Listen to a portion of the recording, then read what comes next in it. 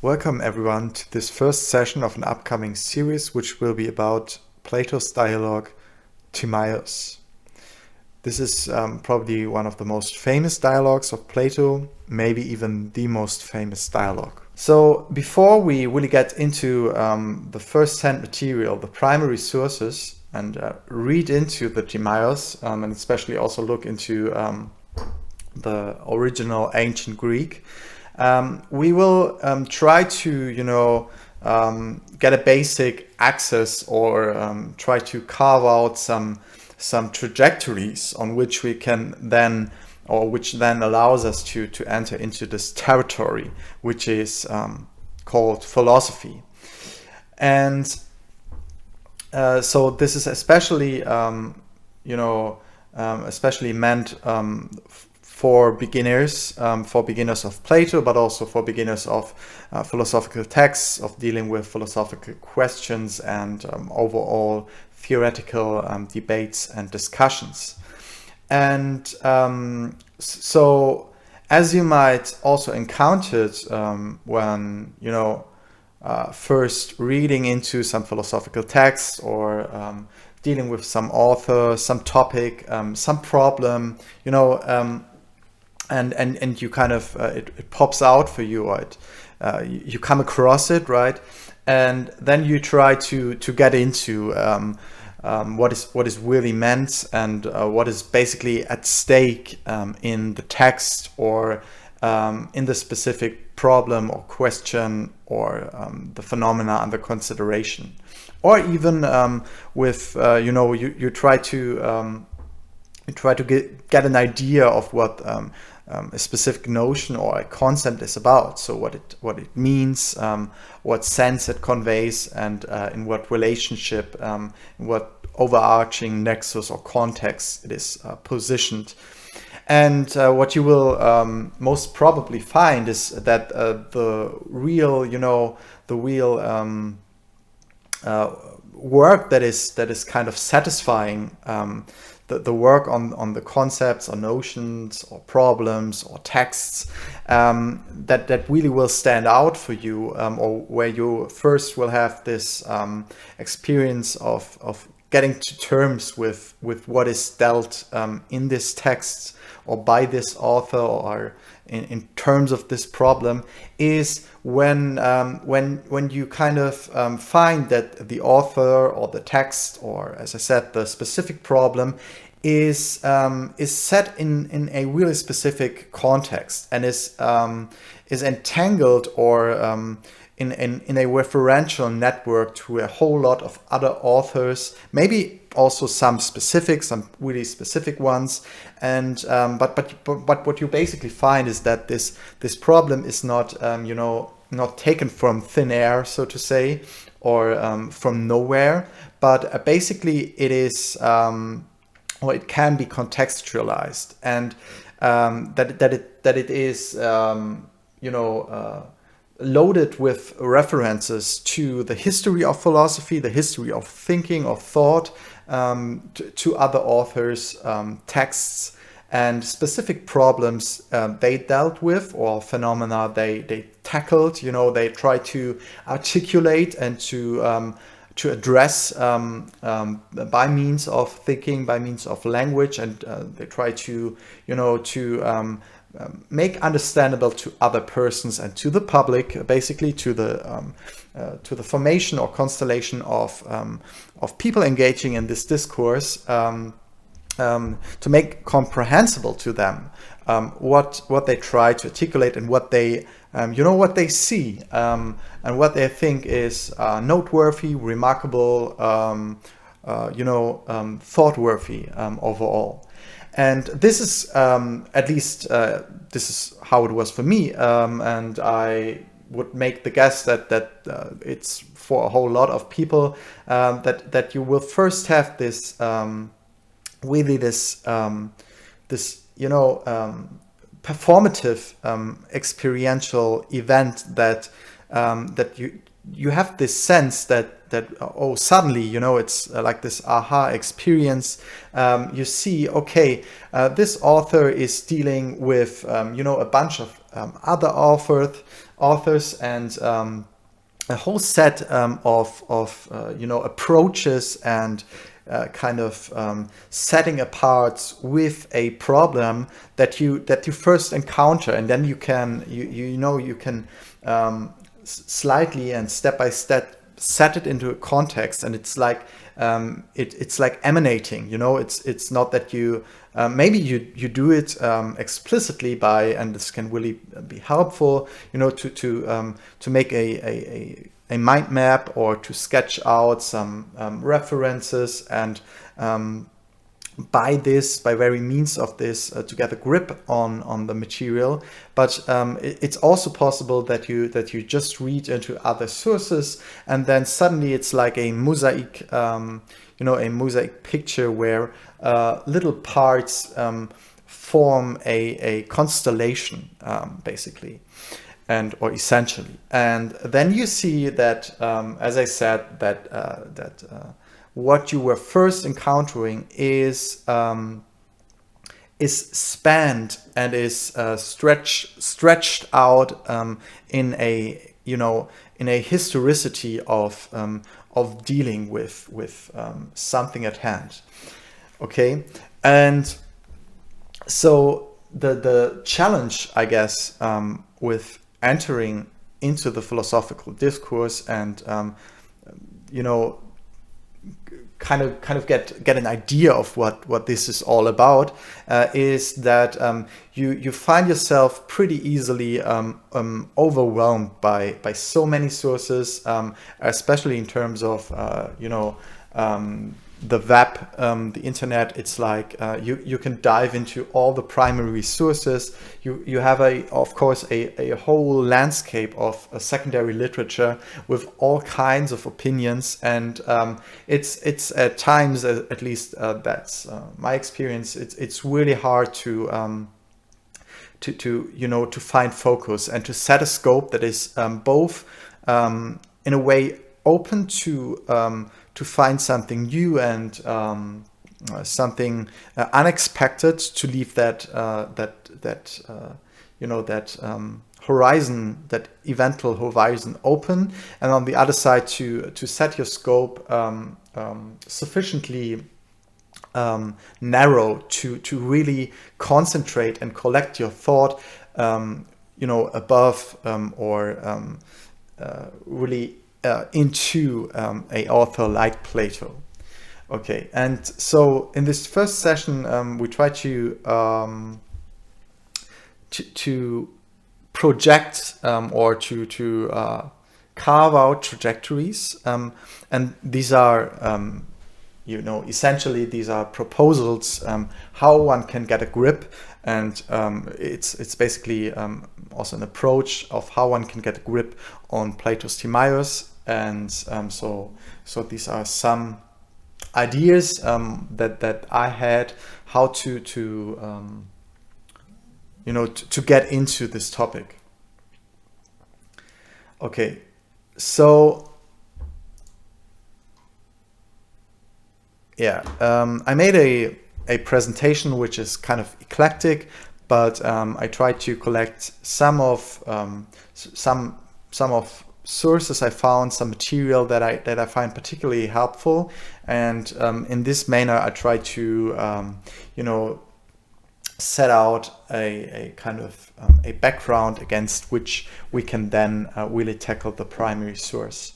So what I want to start with is a really fundamental distinction that one can make possibly and arguably. So of course there can be discussion about that, but so this stance, or these two stances that I want to distinguish first or differentiate, is with the help of some other author, which is Hegel, is basically the scientific stance and kind of the ordinary everyday stance, And so what you see here on the depiction is the gaze and the view of three people in terms of this geometrical depiction from the outside, right? So they They try to focus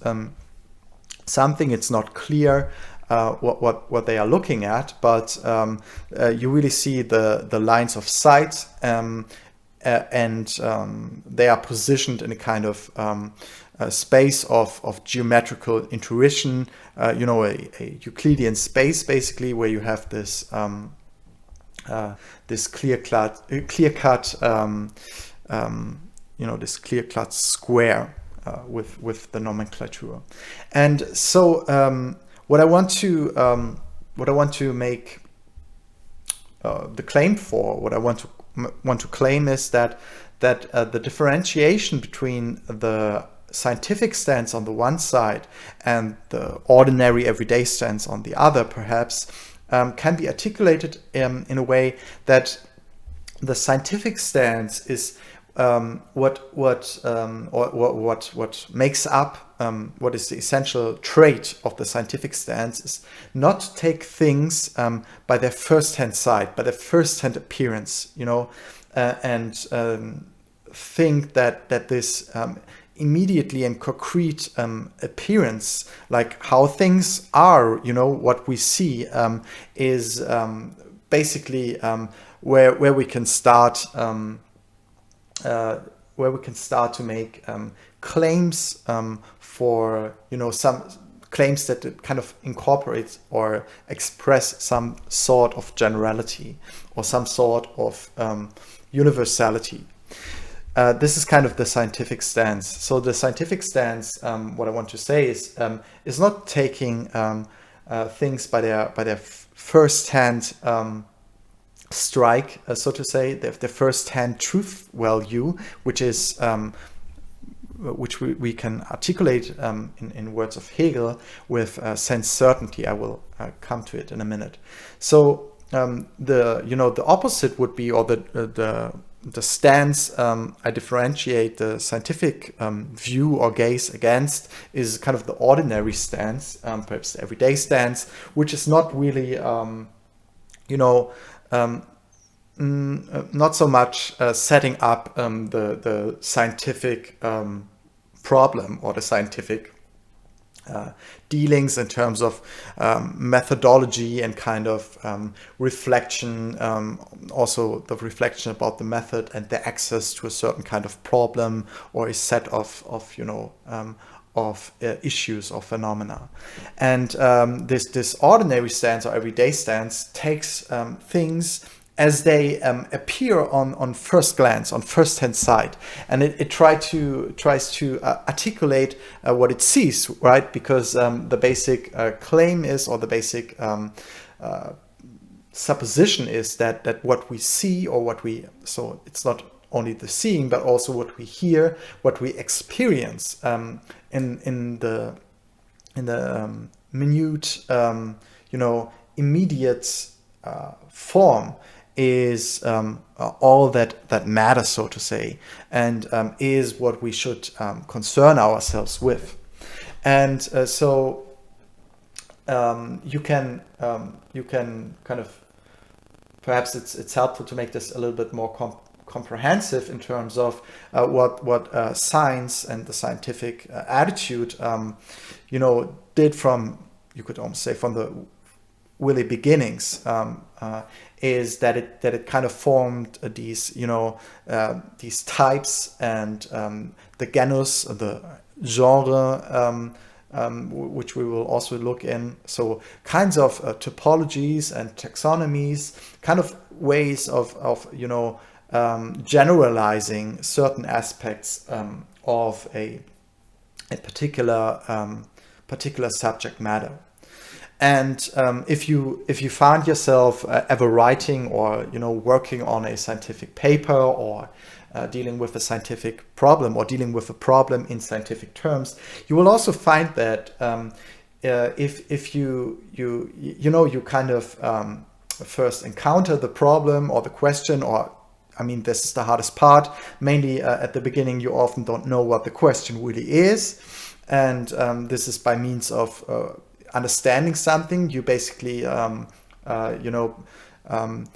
sharpen and kind of form and transform the question that you start with. And this is how you, so to say, dig your way to what you really want to research about, or what you really want to have insights into and learn something about.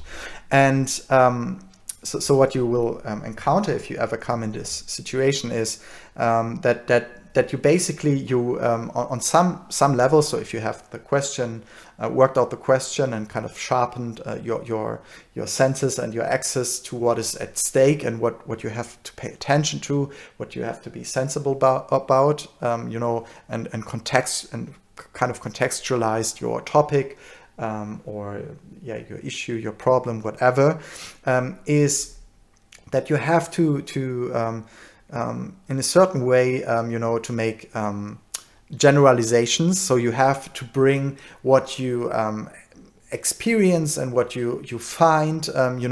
You have to try to get a little distance to it, and then to make certain association and to set into reference certain parts of the topic, and to also make up categories, for example, if even prototypically, and to try to test them, and try to make more general notions, or set in more general concepts, and try to work with those more general concepts. Because basically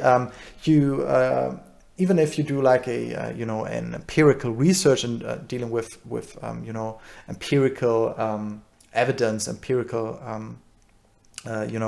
data, so to say, you will need to look into what is kind of what are the overarching themes, or if there are such. You're basically looking for some kind of systematicity in terms of your empirical findings.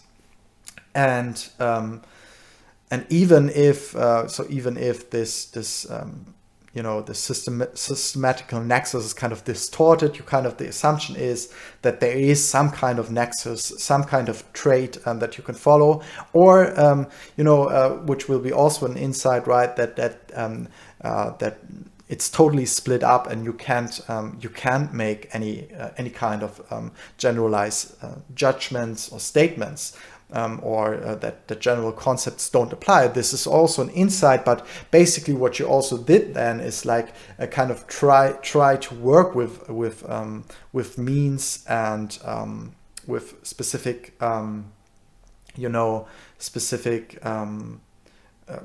ways of generalizing and abstracting, like bringing a little distance to your body of work, or your body of findings, so to say. Okay, so to put this into a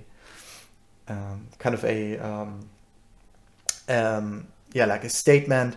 So you have the scientific stance, which looks for the genus, for types, for categories, for general notions or concepts, and try to work with them.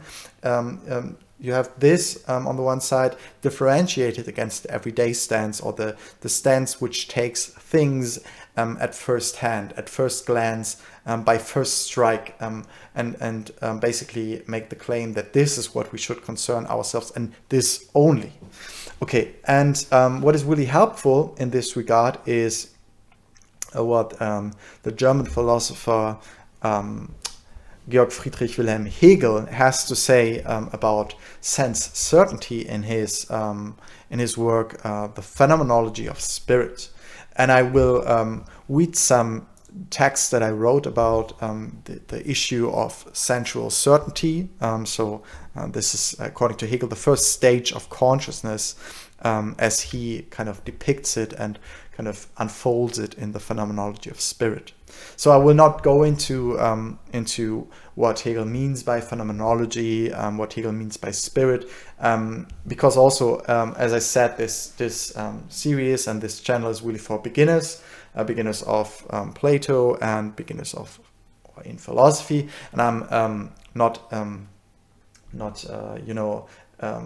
sufficiently well versed and read and skilled to tell you at this moment about Hegel. But nevertheless, it will be helpful for us. So, okay, I read this. So basically, the question is that I kind of set myself as a question while doing a Hegel course and working on kind of this topic of sensual certainty or sense certainty. So the question I dealt with is, how, if any, does Hegel cope with the myth of the immediate given? So this saying, or this name naming of a problem, namely the myth of the immediate given, is taken from another philosopher. So here you see what basically happens when you try to understand one philosopher or one text or one problem. You basically really easily come to another set of philosopher text and problem. So okay, but this problem, the myth of the immediate given, or this, what is evoked in there, is taken by another philosopher, which is Wilfried Sellars, and he kind of sets out or try to address this problem that something is going wrong. You could say something is not reaching far enough, or is not sufficiently profound in terms of method and in terms of what we can do with it if we want to get a real understanding, a real comprehension, is that we take things as they are immediately given and try to describe them, and basically not paying attention to that what is happening is that we kind of mediate ourselves already to this what we try to make the claim is immediate given. So another way to phrase this, or to put this out for discussion, is that when you say something is immediately given, and you make the claim that okay, it's obvious, right? It's evident. This is what you hear, or people or yourself saying or thinking. This is kind of the presupposition that okay, it's immediately given, so we don't need to bring any abstraction, any generalizing concepts. We don't need to do a whole lot of thinking and of comprehension activities to state what we want to say, because this is like the first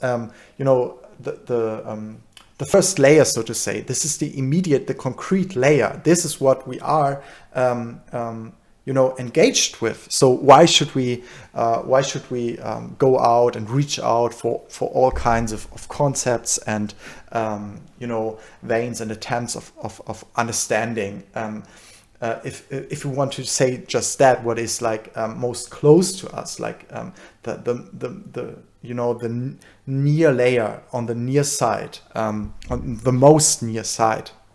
So this is kind of right the ordinary stance that I try to address, or that I try to address and differentiate from the scientific stance, which basically says, okay, this is how it appears to me every day, and basically, what should I say more about it? This is it's as concrete and as immediate as it gets. So there's no theoretical outgoing, or no theoretical great ambitions needed, because this is like the most concrete unit, so to say, the most immediate layer. Why should we come up with all terms of scientific, theoretical, abstract notions and attempts of making this comprehensible? And what Sellars' argument is, and what basically is also, or fundamentally is also Hegel's argument, is that that for addressing what is immediately given, you need there must be already mediation at stake. There must be already activities of comprehension and of generalization and of conceptual work and notional work at stake, and they must be already going on, and you draw on them, right?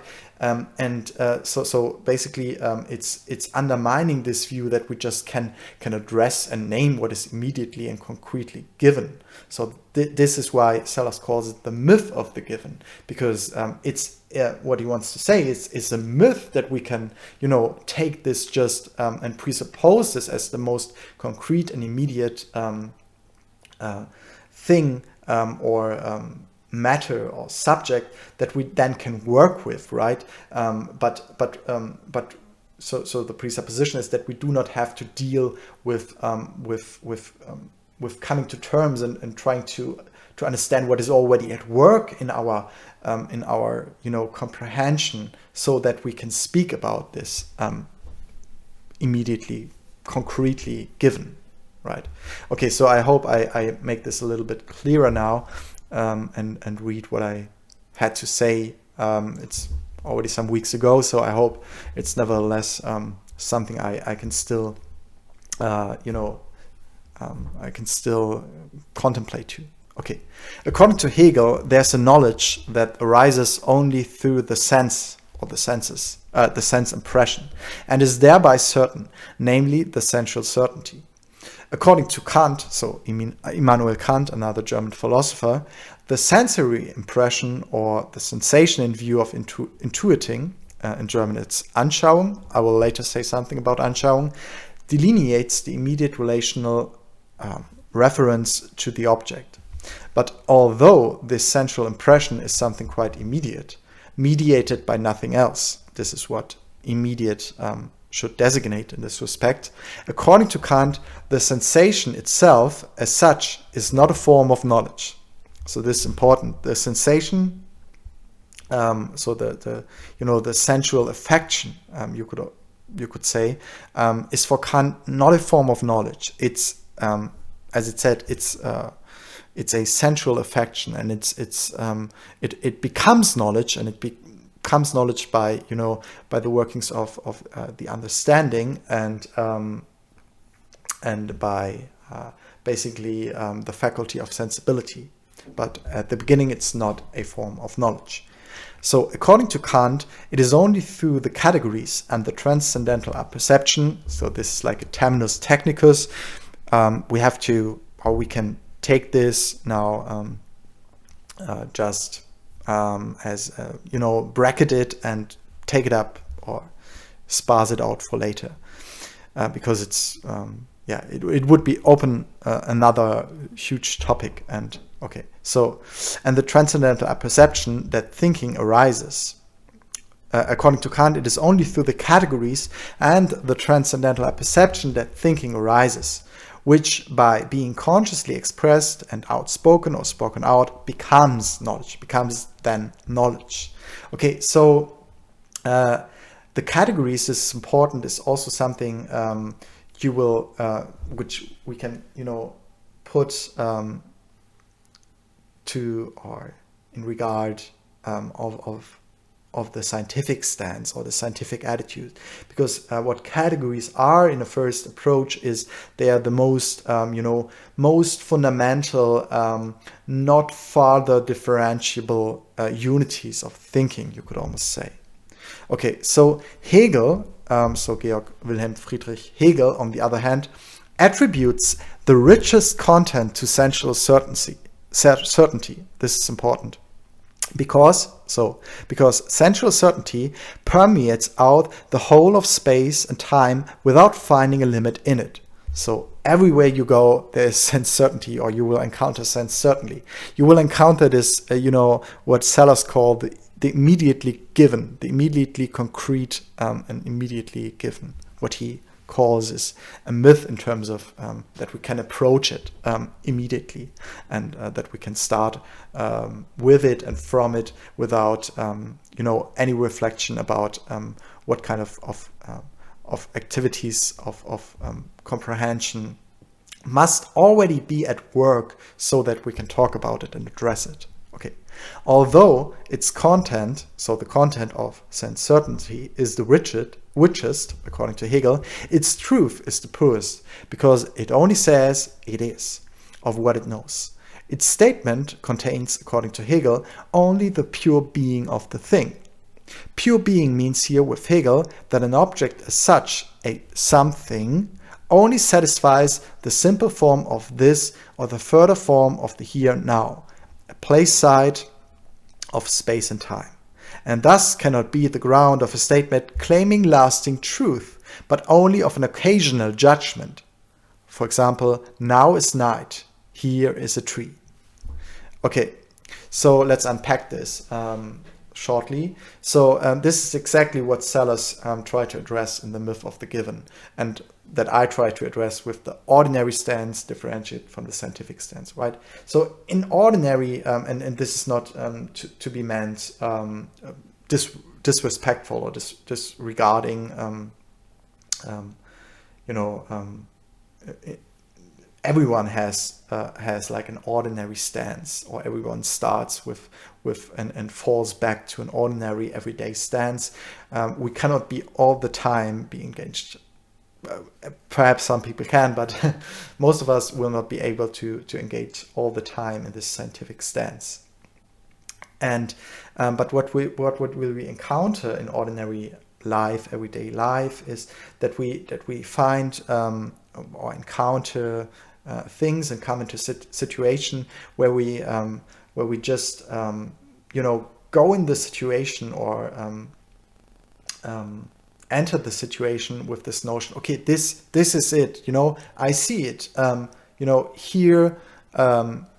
here is a table, and here's our balcony, this is our kitchen, I don't know, my roommates are cooking something, and tomorrow is my work, and this is mainly what I deal with.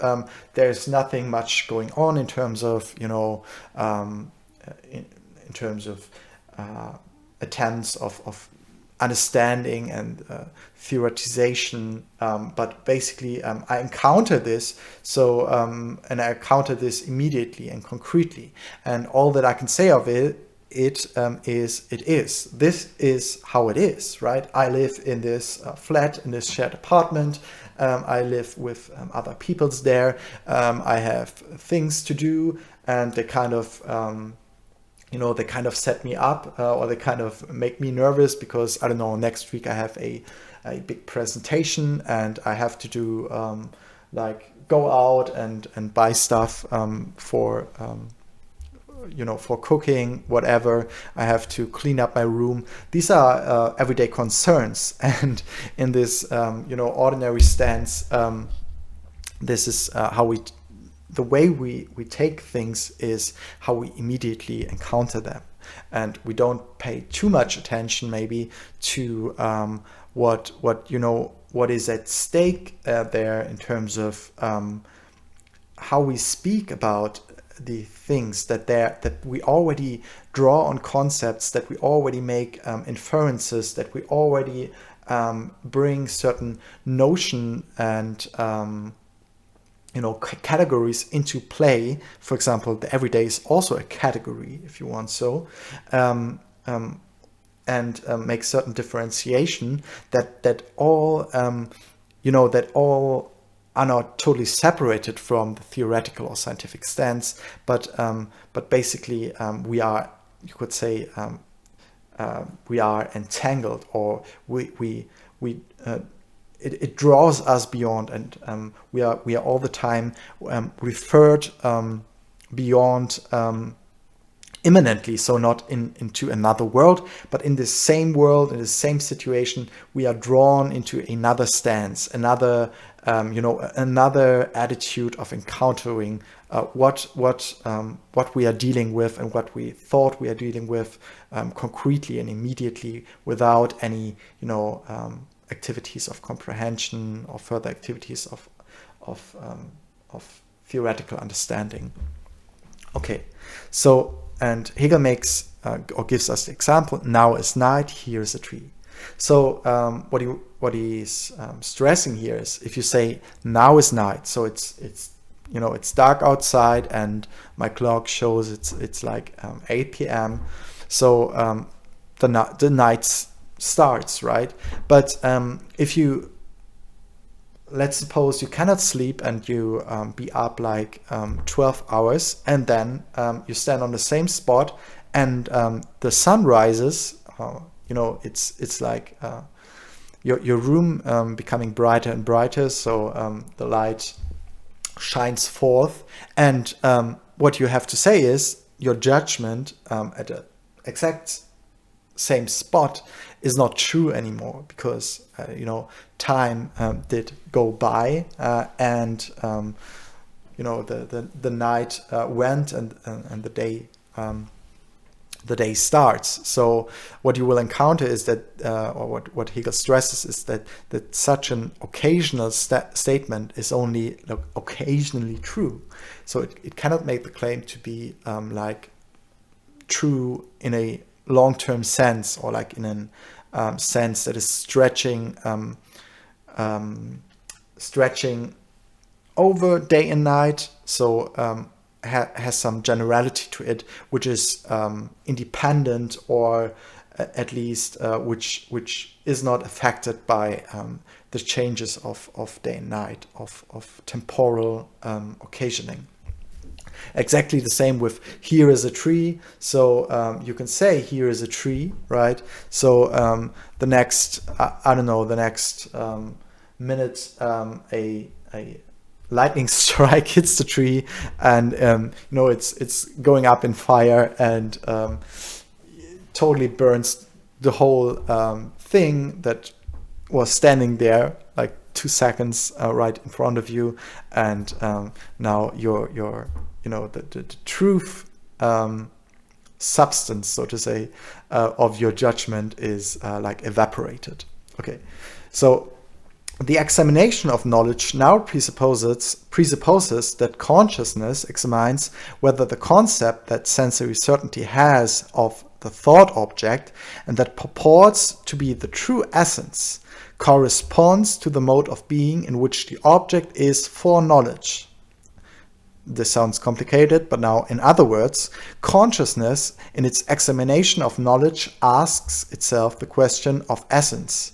In German, die Wesensfrage. So the question, in English you could also translate it as the questions of abiding, for example. So, die Wesensfrage, what is this? Titoon, was ist das Seiende? Was ist dieses Seiende? If we take Aristotle with us in the boat. So, and Hegel then also points out at the thought of the written down truth, the now is the night, the essence, das Wesen, so the essence or the abiding, as that which is the only ground of a lasting knowledge. So this is what Hegel stresses. The ground of a lasting knowledge is the abiding, the essence, das Wesen.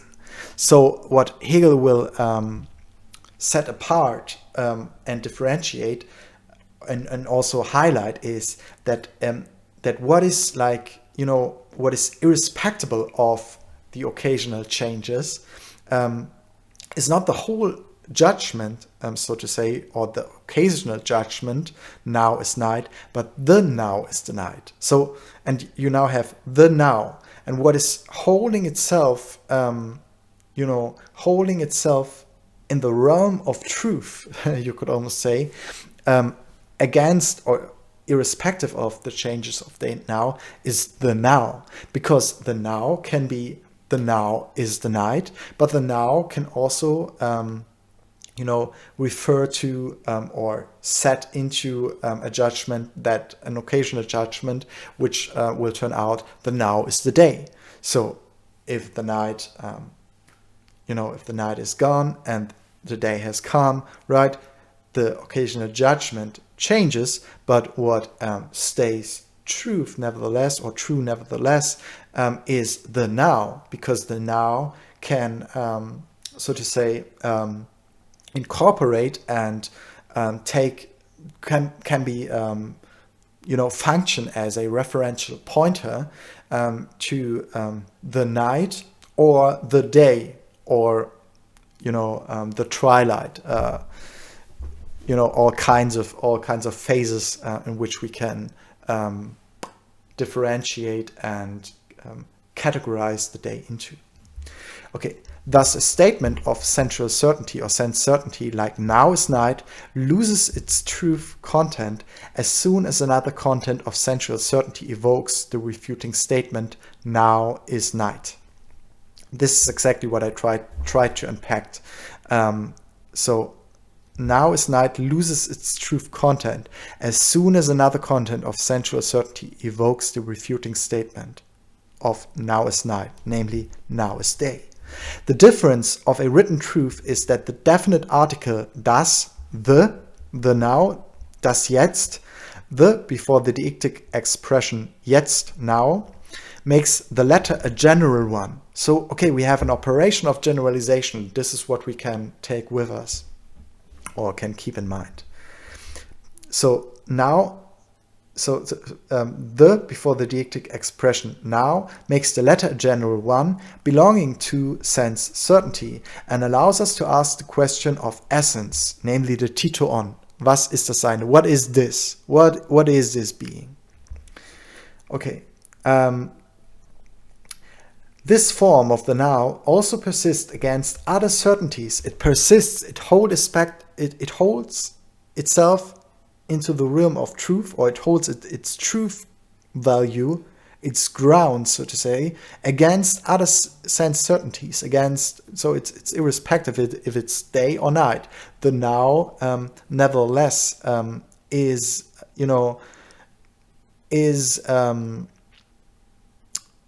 does not lose its truth content.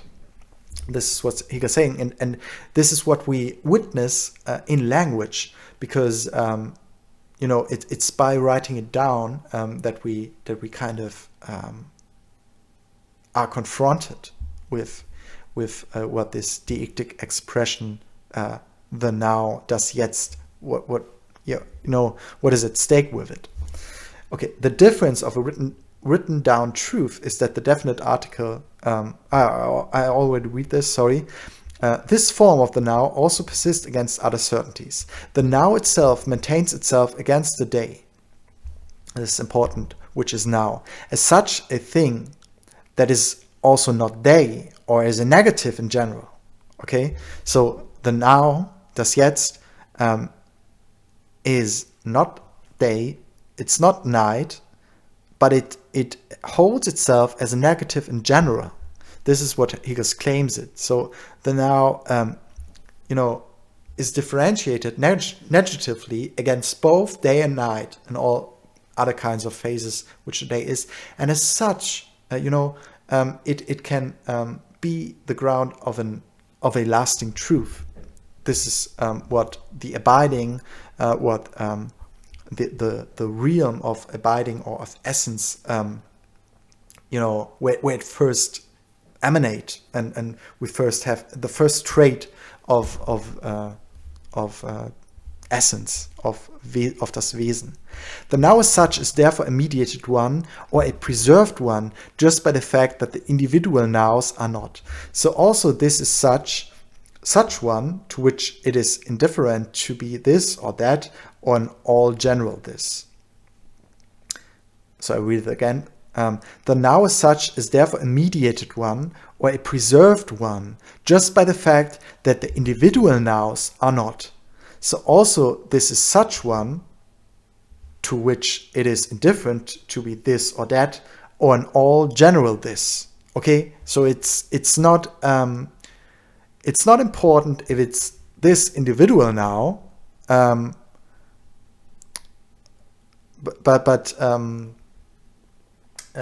so this is not important, but all the more it is that it's a in a way it's an all general this. So it kind of incorporates and it runs a thread, so to say, through all the individual nows, and it can hold itself as a negative in general, in respect of all these individual nows that are at some point, but at another point they are not anymore. The true of sensual certainty is thus indicated in the written text as that which is preserved by means of the disappearance of the particulars, and precisely not as that which is simply given and known through sensual intuition, durch die sinnliche Anschauung. So, as I said, we will talk about the notion of Anschauung, which is, it's translated as intuition, but Bernd Waldenfels, a German philosopher, will make the claim that this is, it's not it's not getting at the full meaning of what Anschauung in German means, because Anschauung, which we will see, tends to experience the matter itself by oneself, or the sake itself, to experience the sake itself oneself by by encountering in viewing, you could say. So in Anschauung you have this character of sight, of bringing into view. But as I said, at the same time you have this experience not through indirect sources or some middleman which tells you about another country or another person, but you experience it yourself. This is important. But since what is known, or what sensual certainty certainly knows, is supposed to be the true, Hegel comes to call the immediately given particular, be it as this, be it as now and here, not the known, nicht das Gewusste, but only the meant, das Gemeinte. So what we try to address as immediately concrete and immediately given, Hegel makes the differentiation here that this is not the known, this is not what we know, but this is what we meant. And the proof of this is put forth by language, according to Hegel, in which we express the general this or the general here and now, and not the particular this or the particular now and here. In language, we rather contradict our own opinion, and it is not at all possible that we can ever say the sensuous being that we mean. So this is quoting Hegel. It is not at all possible that we can ever say the sensuous being that we mean. So even if we have the feeling, or the impression that something is immediately giving to us, and we want to try to ascribe it, this individual, and we want to describe it, irrespective of general notions or concepts, or some theoretical comprehension, some uplifted or uprooted activities of our own, of what we may think of, the abstract understanding. It's not even possible that we can name the particular now or the particular thing. And why this is so, we will see this in a minute.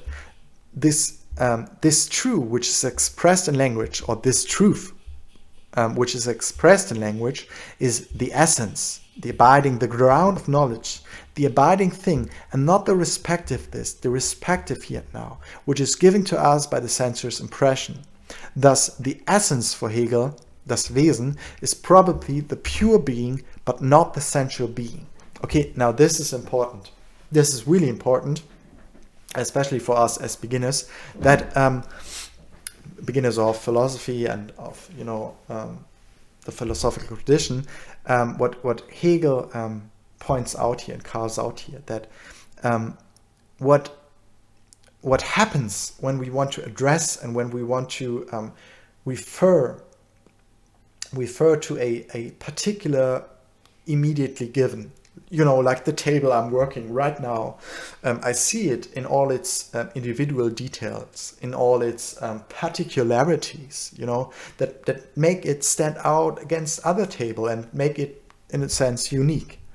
Even though perhaps there are other tables like this, but nevertheless, there are some scratches that comes from my working on it, and this is what makes it even concrete, even though it is like not a a product which was produced one time only. But if I now want to I want to refer to my table, and I want to articulate it and formulate it in a way and convey it to you that this table is unique. This is my table, and I want to make it stand out for you as it stands out for me, as I'm seeing it right now, concretely, immediately before me. Hegel makes the claim, and he shows us, I would even claim, that it's not possible that we address the table in what we think is its particular uniqueness, irrespective of the concept of table in general, for example, or the general notion of furniture, and even it's not possible to take it, for example, as sensual data which is put together right in front of our eyes as as this optical sense of neurophysiology, or of a neurophysiological system, which is like popping out right in front of us, because the table is standing there, and we just want to express what it is that we are referring to, and that we can also point to. I can point with my finger to this table and try to make it stand out in all its uniqueness as I experience it. And but if I try to convey to you, or to myself even, the uniqueness and particularity of this table, I draw on general concepts of general notion, and I draw on what Hegel calls the pure being, but not the sensual being. So sensual being, this is another way of putting this, sensual being, we cannot, or sensual being is not, totally apart and independent of pure being, but it is standing in a referential interrelationship. Okay, so and in the same way, what this means is that sense certainty and what we think of is the immediately concrete given that pops out and stands out in our direct experience. Also here, pay attention to the direct, right? I directly experience it. So what we think of, we are addressing by speaking about it, by articulating this direct experience, is for Hegel, or as Hegel points out, is only the ment. So we mean, so what we mean is that we are able to express this direct experience, directly articulate what is immediately given to us, right in front of us in our direct experience. This is what we mean. But as Hegel shows us, and also writing shows us, and setting apart with what is at stake in there, what is revealed, is that it's not possible for us. This is to know what we want to say there, and in this sense, by not being able to know it, we can also not convey it. We cannot convey it to ourselves, but also not to others in a way that would have any ground for a lasting truth. But rather, if we want to make it into something known, make the ment into something known, we cannot outdo to draw on a generality that is in relationship and in a dynamic tension of reference to the particular. So the general, the particular, and the individual, they are not to be separated. This is what Hegel wants to say. But they are all at work, and they are at work even if we think we kind of outdo them, or we leave them besides, and just focus on the particular and the concrete, the immediately, the directly experienceable. So if we think that, we mean that, right? But it's not true. It's not nothing we can know, and even we are subverted by our own judgments, by our own writing, by our own trying to formulating and coming to grips with what we say. It slips away, and it slips away in a way that, or in a sense that it draws, it makes us, or it shows us to be drawn and reached out and spanned into other dimension which we thought we leave behind, we leave outside of what we, of what we try to come to terms with, or what we try, what we will, what we think we bring only to the table and exclusively to the table. This is not how it works. This is what Hegel basically shows us. And yeah, here you can see, so I now, as I said, this is a beginner channel, so I make a lot of attempts of formulating and of kind of conveying what is at stake, or what I think is at stake. So basically, if one is more trained, or if I'll be more trained in it, then I will be also be able to shorten it up and to make it into a sharper formulation, right? So, but just to give you this background, and this is why I make so many attempts.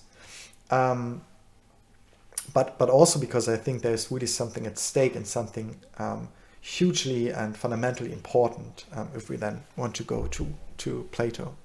Okay, and here you can see some schematic depictions which I took from a blog. You can see it here. It's like on the phenomenology of spirit, and especially sense certainty.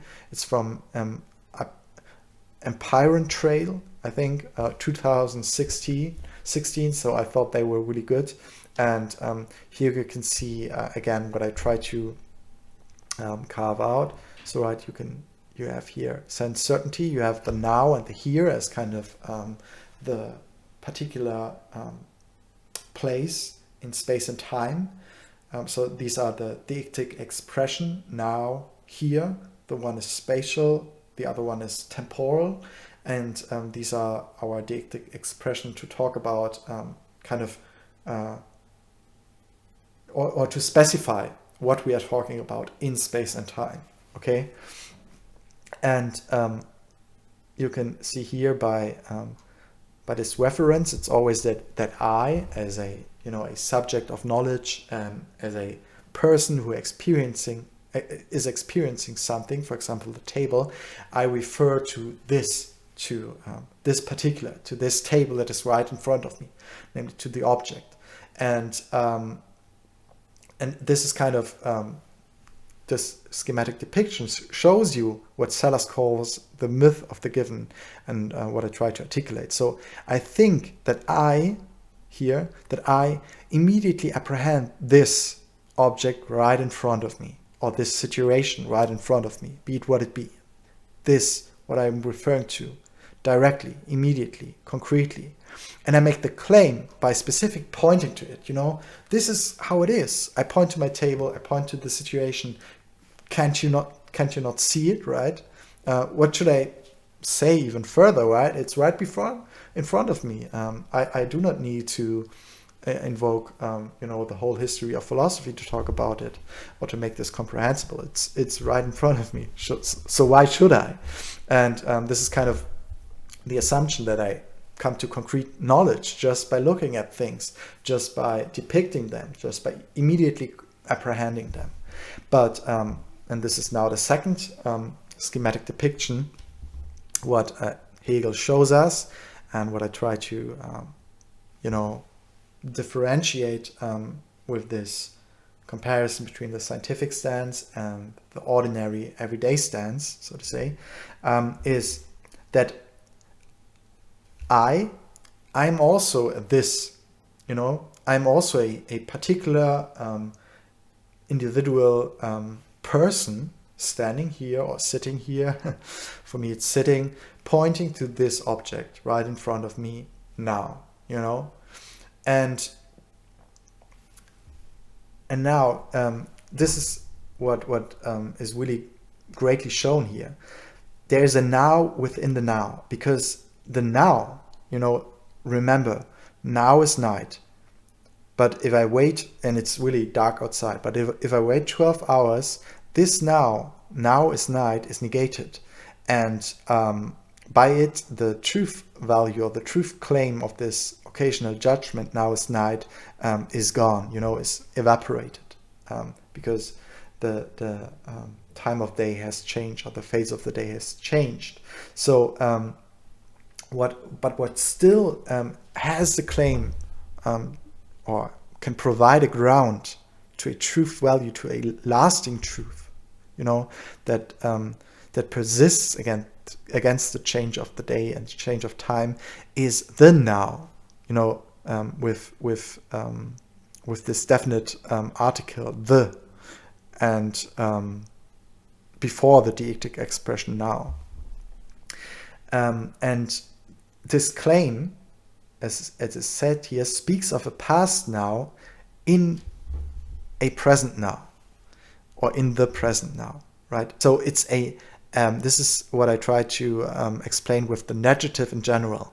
So the now, so the definite article the with the deictic expression now, holds itself and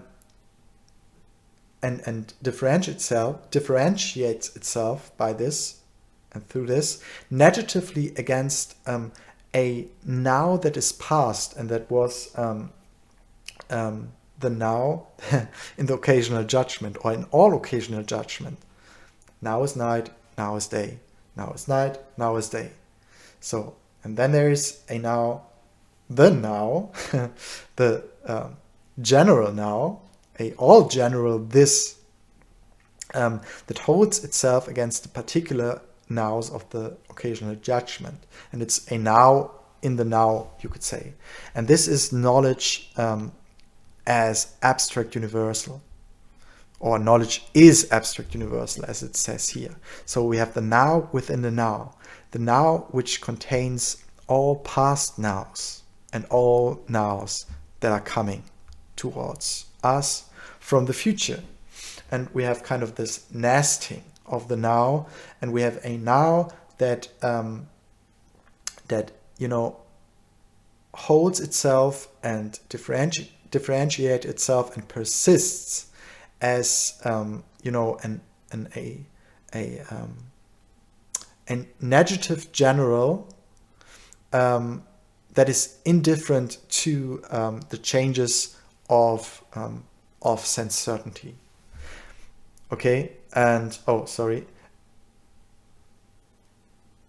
and what we can take from this further, a further inference, is that we can take this structure here, where we now have only the heres. So okay, here we have the nested now, the now within the now, and here as I'm pointing again, it's really great because you can this is how this is concrete as it gets, right? Because I'm pointing here with my mouse, and I'm pointing to this here, and to this here. So this here point to this object here, and again there is a nested here, which is the here. So it's a negative general that holds itself and differentiates itself against all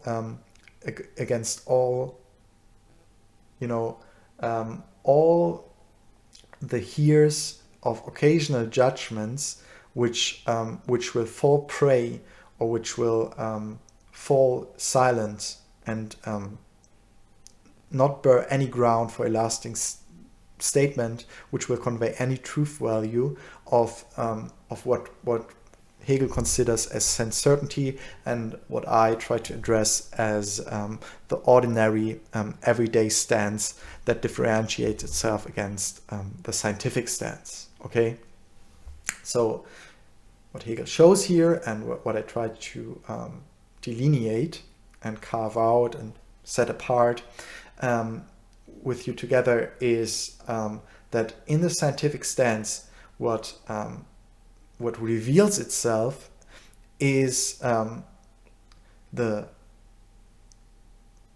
is a negative movement, and by this a mediation of which we come to general notions, for example, negative general's deictic notion as the here and the now, which we use every day. This is the clue, and this is the clue, or this is like kind of the mind-boggling thing. We make use of the here and the now, so of these all general notions, in exactly the situations in which we think we speak and address concrete direct experience, and we think or we mean to invoke concrete knowledge. But this knowledge, and this is the clue, or this is the the neuralgic point, this concrete knowledge that we think we evoke or we kind of address and then can convey is only meant. It's not real knowledge. This is what Hegel says, but nevertheless it works, and we can speak about it. We can deal with our everyday problems and situations and challenges, and also handle the situations with other people's in concrete situations.